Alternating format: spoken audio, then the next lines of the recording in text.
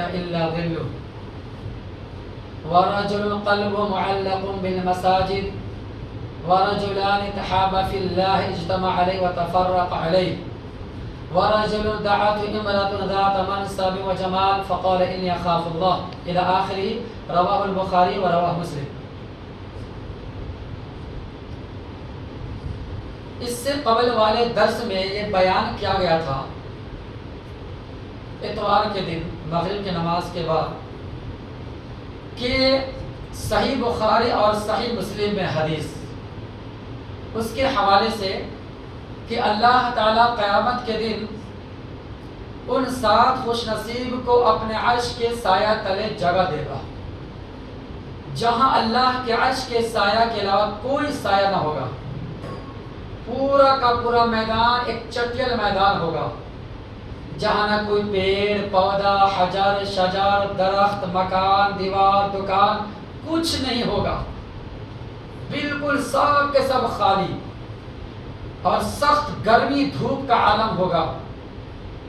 سورج 1 میل یا 1.25 میل کے فاصلے پر آ جائے گا بالکل قریب اور سخت گرمی کی حالت میں لوگ مبتلا ہوں گے.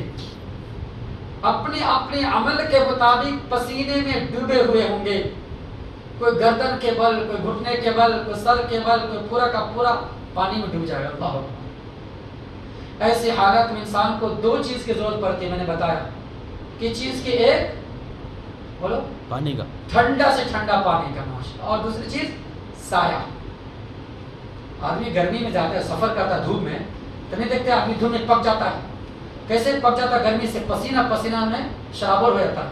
تو سب سے پہلے کیا دیکھتا ہے ٹھنڈک کہ کہیں سایہ مل جائے درخت کا جھاڑ کا کوئی سایہ تو وہاں بیٹھ کے تھوڑا آرام کرے اور ٹھنڈا پانی مل جائے. یہ 2 چیزیں نا یہ 2 چیزیں وہاں ملے گی. کن کو ملے گا اللہ کے عرش کے سایہ تلے جگہ؟ میں نے بتایا کتنے کا ذکر کیا تھا یاد ہے 7 میں سے کتنے کا ذکر ہوا ہے 4 کا ہو گیا یاد نہیں 4 کا ذکر ہو چکا ہے اور 3 رہ گیا اس حدیث پاک میں ٹوٹل 7 ہے. اور ویسے میں نے بتایا کہ دوسری حدیث کے حوالے سے ٹوٹل 10 ہے لیکن اس حدیث میں 7 کا ذکر آیا تو 4 میں بیان کر چکا ہوں. دیکھو 3 خصلتیں 3 عادتیں ایسی ہے کہ اگر کسی مسلمان کی زندگی میں آ جائے نا تو ایمان کی مٹھاس ایمان کی لذت کو پالے گا. یہ بہت بڑی بات ہے. اگر تینوں میں سے ایک چیز بھی نہیں ہے سمجھو اس کے اندر ایمان نہیں ہے اور وہ مومن نہیں ہے اور ایمان کی لذت کو پا نہیں سکتا. ہر چیز کی ایک لذت ہوتی ہے ایک مٹھاس ہوتی ہے. آدمی گلاب جامن کھاتا ہے نہیں کھاتا اس کی بھی ایک مٹھاس ہوتی ہے لذت نہیں ہوتی. جس کے دماغ میں یا بھیجے میں مٹھاسی نہ ہو لذت نہ تو بیکار ہے. صفرا کی اگر کسی بیماری ہو جائے یا کسی کو بخار ہو کئی دن سے بخار مبتلا ہے اس کو میٹھی چیز بھی تو کروا لگے گا کیونکہ زبان اس کی کڑوی ہو چکی ہے صفرے کی بیماری میں ہے. تو گلاب جامن کی ایک مٹھاس تو اور چیز اس کی ایک مٹھاس ہوتی ہے ہر چیز کی ایک مٹھاس ہوتی ہے لذت. تو یہاں ایمان کی مٹھاس بیان کیا گیا کہ ایمان کی لذت ایمان کی حلاوت ایمان کی چاشنی اور ایمان کی مٹھاس 3 چیزوں میں بس. یہ 3 چیزیں ہر مومن کی زندگی میں ہونی چاہیے ہر مسلمان کی زندگی. اگر نہیں ہے تو اپنے ایمان کا جائزہ لے اپنے ایمان کی بیٹری چارج کرے کہ ایمان تو کمزور نہیں میرا. کیا 3 خصلتیں؟ صحیح بخاری صحیح مسلم حدیث کے لیے انس بن مالک اور دیگر راوی حدیث سیدنا ابو ہریرہ عن انس بن مالک رضی اللہ عنہ قال قال رسول اللہ صلی اللہ علیہ وسلم 3 من كنا فيه وجد حلاوة الإيمان أن يكون الله ورسوله أحب إليه مما سواهما وأن لا يحب للمرء إلا لله وأن لا يكره أن يعود في الكفر كما يكره أن يقذف في النار رواه البخاري ورواه مسلم في كتاب الإيمان. یہ پوری حدیث سند کے ساتھ ہے اس کا ترجمہ سن لے. سیدنا انس بن مالک رضی اللہ عنہ بیان کرتے ہیں کہ رسول اللہ صلی اللہ علیہ وسلم ارشاد فرماتے ہیں کہ 3 خصلتیں عادتیں ایسی ہیں کہ اگر کسی کے اندر پائی جائے تو ایمان کی لذت ایمان کی مٹھاس مل جائے گی. نمبر 1 کائنات میں اس دنیا میں اللہ اس کے رسول کے علاوہ کسی اور سے اتنی محبت نہ ہو. دنیا کے ہر شے سے زیادہ دنیا کی ہر چیز سے زیادہ دنیا کی ہر شے سے زیادہ اللہ اس کا رسول پیارا ہونا چاہیے. اپنی جان سے زیادہ، مال و دولت سے زیادہ، رشتہ داروں کی محبت سے زیادہ، ماں باپ کی محبت سے زیادہ، خیش و اقارب کی محبت سے زیادہ، الغرض ساری چیزوں سے زیادہ انسان کو سب سے زیادہ اپنی جان پیاری ہوتی ہے. لیکن اپنی جان سے بھی زیادہ اللہ اس کا رسول پیارا ہونا چاہیے ان کے نظر میں. جب تک اللہ اس کا رسول محبوب نہ ہو جائے اس وقت تک مومن نہیں ہے اور ایمان کی لذت نہیں پا سکتا. لیکن یہ محبت اللہ کے خاطر ہو، اللہ کی رضا کے لیے. سمجھے؟ اس کے بعد دوسرے نمبر پر ایمان لانے کے بعد، اسلام لانے کے بعد دوبارہ کفر کی طرف پلٹنا، شرک کی طرف پلٹنا، بدعت کی طرف پلٹنا، نفاق کی طرف پلٹنا، ایمان سے کفر میں چلے جانا، توحید سے شرک میں چلے جانا، سنت سے بدعت میں چلے جانا، ایمان سے نفاق میں چلے جانا، اپنے آپ کو اس قدر ناگوار سمجھے، اس قدر گرا سمجھے، اس قدر اپنے آپ کو کراہیت محسوس کرے، اس قدر اپنے آپ کو ناجائز سمجھے کہ جیسے کہ آگ میں ڈالے جانے کو وہ ناجائز سمجھتا ہے، مکروہ سمجھتا ہے، کراہیت سمجھتا ہے، ناپسندیدہ سمجھتا ہے. ایک عقل مند آدمی، ایک ہوشیار آدمی کیا آگ میں جا سکتا ہے؟ آگ میں کود سکتا ہے؟ آگ میں جلنے کو پسند کرے گا؟ ہرگز نہیں. تو اسی طریقے سے ایمان لانے کے بعد دوبارہ کفر میں نہیں جانا، مرتد نہیں ہونا، اسلام سے نہیں پھر جانا. اگر یہ چیز کسی کے اندر آ گیا سمجھو ایمان کی لذت کو پا لیا. اللہ اکبر. یہ بہت بڑی صفت ہے، معمولی صفت نہیں ہے. آج کے دور میں جس سماج سے یا جس معاشرے سے یا جس حالات سے ہم گزر رہے نا، آج بہت سارے مسلمان مرتد ہو رہے. پتہ ہے؟ ہاں، کوئی مسلمان سے ہندو بن جا رہا ہے، کوئی توحید سے شرک میں چلا گیا، کوئی بت پرستی میں چلا گیا، کوئی جو ہے مال دولت کی لالچ میں ایمان کو بدل لیا، اور کوئی ناجائز محبت میں، لڑکا لڑکی کی محبت میں ایمان اس کو بدل دیا. بتاؤ، ایسے بھی دنیا میں چل رہے ہیں. لو میرج ہو گیا، نوز باللہ، ایمان کو بدل دیا، توحید کو بدل دیا، کفر میں چلا گیا، مرتد ہو گیا. کہاں اس کے اندر ایمان پیارا ہے؟ کہاں اس کے اندر ایمان کی لذت ہے؟ ایمان کی لذت ہوتی تو ایسا کام کرتا ہرگز نہیں کر سکتا. جان چلی جائے لیکن ہم شرک نہیں کر سکتے، ہم کفر نہیں کر سکتے، ہم بدعت کا ارتکاب نہیں کریں. یہ ہے پہلے ایمان کی پہچان. دو گیا. نمبر 3، اگر کسی انسان سے، کسی مسلمان سے اگر محبت کرے تو وہ محبت اللہ کے لیے.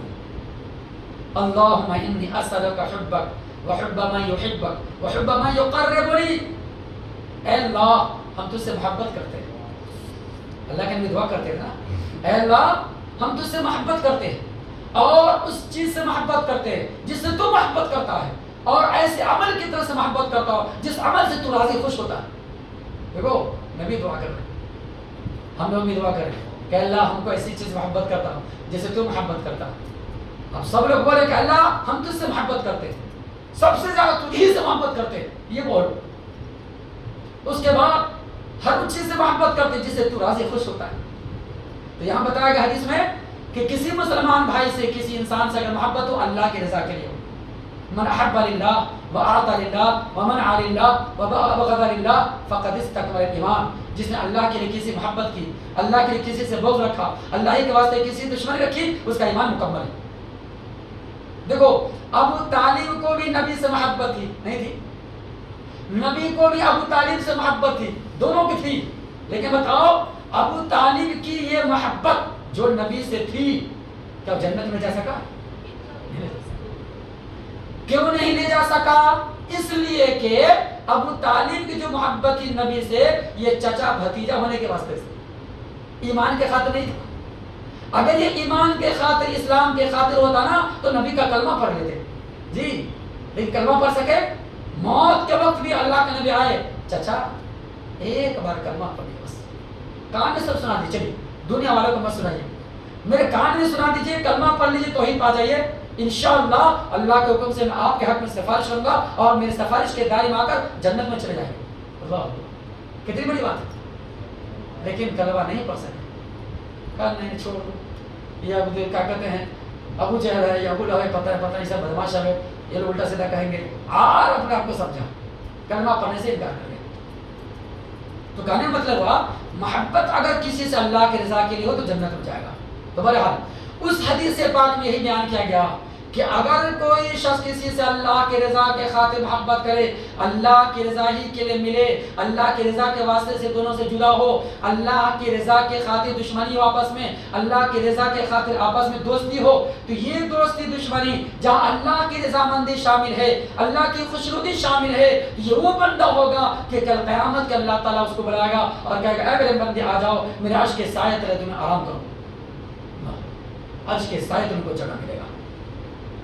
اس کے بعد نمبر 5 اللہ کے نبی بیان فرماتے ہیں وَرَجُلٌ قَلْبُهُ مُعَلَّقٌ بِالْمَسَاجِدِ، ایک وہ آدمی ہوگا جن کا دل مسجد کی طرف لٹکا ہو، ہمیشہ مسجد پر اٹکا ہوا ہے، دل لٹکا ہوا ہے کہ کب ایک نماز پڑھ لیے فجر کی، اب ظہر کی نماز کے انتظار میں ہے کہ کب وقت ہوگا مسجد جاؤں گا، ظہر کی نماز پڑھ لیے اب عصر کی نماز کے وقت میں انتظار میں ہے کہ کب عصر کا وقت ہوگا مسجد جاؤں گا، عصر پڑھ لیے تو مغرب کے انتظار میں، مغرب پڑھ لیے تو عشاء کے انتظار میں، یعنی ہمیشہ ہر وقت آنا جانا مسجد کی طرف ان کا ہوتا ہے، ان کا ہر وقت مسجد سے محبت ہے، مسجد سے لگاؤ ہے، اللہ کے گھر سے لگاؤ ہے، اور ان کو اللہ کے گھر میں آنے میں چین اور سکون ملتا ہے، اور اللہ کے گھر سے جب باہر جاتے ہیں اس کو بے قراری رہتی ہے، چین نہیں ملتا، سکون نہیں ملتا، اطمینان نہیں ملتا، وہ اس کے اندر ایک طریقے سے گھبراہٹ اور بے چینی رہتی ہے کہ کب اللہ کی مسجد میں جاؤں، ہمیشہ ان کا دل اللہ کے گھر سے اٹکا ہوا ہے، ہمیشہ ان کا دل اللہ کی مسجد سے طرف اٹکا ہوا ہے، ہمیشہ ان کا دل اللہ کی مسجد سے محبت میں ہے۔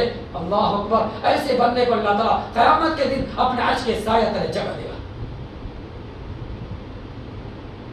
اسی وجہ سے اللہ تعالیٰ قرآن مجید میں مسجد کو آباد کرنا، مسجد کو نماز سے رونق بڑھانا، مسجد کو تلاوت قرآن سے، تعلیم و تعلم سے، قرآن کی تعلیم سے، درس و تدریس سے، ذکر و اذکار سے، دعا سے، استغفار سے اور مغفرت طلب کرنے سے اللہ کے گھر کو، مسجد کو آباد کرنا، رونق بڑھانا، یہ وہ بندہ ہے جن کے بارے میں اللہ تعالیٰ قرآن میں ان کے ایمان ہونے کی گواہی دی۔ ہاں، اور حدیث میں بھی ہے، قرآن کی آیت کیا ہے؟ سورہ نمبر 9 سورہ توبہ اور آیت نمبر 18، اللہ ارشاد فرماتا ہے انما یعمر مساجد اللہ من آمن باللہ، یقیناً وہ لوگ جو اللہ تعالیٰ پر ایمان لائے اور آخرت کے دن پر ایمان لائے، یہ وہی لوگ ہیں جو اللہ کے گھروں کو آباد کرتے ہیں، اللہ کے مسجد کو آباد کرتے ہیں، اللہ کی مسجد کو نمازی سے، قرآن کی تلاوت سے، ذکر و اذکار سے رونق میں اضافہ کرتے ہیں، آباد کرتے ہیں، جن کا اللہ پر ایمان ہوتا ہے، آخرت کے دن پر ایمان ہوتا ہے، اور نماز قائم کرتے ہیں اور زکوٰۃ دیتے ہیں اور اللہ کے سوا کسی سے نہیں ڈرتے ہیں، یہ وہی لوگ ہیں جو ہدایت پر ہیں۔ اللہ قرآن میں کہتا ہے کہ ایسے لوگ مومن ہیں۔ اور مسند احمد کی ایک دوسری روایت جس میں اللہ کے نبی اکرم صلی اللہ علیہ وسلم بیان فرماتے ہیں کہ اگر کوئی بندہ مسجد میں ہمیشہ آنا جانا رہتا ہے اور نماز برابر مسجد میں آ کر جماعت سے پڑھتا ہے اور ذکر و اذکار میں مشغول رہتا ہے، تلاوت قرآن میں، نیکی کے کام میں، ایسے لوگوں کے بارے میں اللہ کے نبی فرماتے ہیں کہ جن کا ہمیشہ مسجد میں آنا جانا رہتا ہے وہ اللہ کے مہمان ہوتے ہیں۔ بتاؤ، اور اللہ پر یہ واجب بنتا ہے، حق بنتا ہے کہ مہمان کی ضیافت کرے، تو اللہ ایک میزبان ہے، ہم گویا اللہ کے مہمان ہو گئے۔ اللہ ہو کر بتاؤ بھائی، دنیا میں بتاؤ اگر کسی کا کوئی بڑا سے بڑا مہمان آ جائے، ایک مثال مکہ شریف کے امام آ جائے، کعبہ کے امام صاحب اگر نیلور شہر میں آ جائے تو کیا استقبال ہوگا؟ آپ سب جانتے ہیں کتنے مہینے پہلے سے پلاننگ ہوگی اس کا، کیا روڈ کو شو کیا جائے گا، کیا روڈ کو سنوارا جائے گا، کب مسجد کے آباد کیسے رونق بڑھائی جائے گی، کیسے لائٹیں لگائی جائے گی، کیا کیا کام نہیں کیا جائے گا۔ بتاؤ، یہ دنیا کے مہمان کی مثال کہ دنیا کے مہمان آ رہے ہیں ہماری سرزمین پر، ہماری اس دھرتی پر، نیلور شہر میں، تو اس کا کتنا انتظام، کیا آہو بھگت کر رہے ہیں، کیا ویلکم ہو رہا ہے، کیا مرحبا مرحبا ہو رہا ہے، اہلا وسہلا مرحبا، ویلکم ویلکم، آئیے، ماشاء اللہ، مہمان ہے نا، اور وہ بھی اسپیشل مہمان ہے نا، کعبہ کے امام ہے، معمولی نہیں۔ تو بتاؤ، دنیا کے یہ ایک مہمان اگر آتے کسی بستی میں، کتنا جوش کے ساتھ اور کتنے دلچسپی کے ساتھ اور کتنے خوش دلی کے ساتھ ہم ان کا استقبال کرتے ہیں، ہم ان کا ویلکم کرتے ہیں، ان کا عزت احترام کرتے ہیں، اور پھر جو انتظام میں جتنا ہو سکے پورا انتظام کرتے ہیں، اچھا سے اچھا انتظام کرتے ہیں۔ یہ دنیا کے مہمان کا یہ حال بتاؤ، لیکن جو بندہ اللہ کا مہمان ہو جائے تو اللہ سب سے بڑا ہے نا۔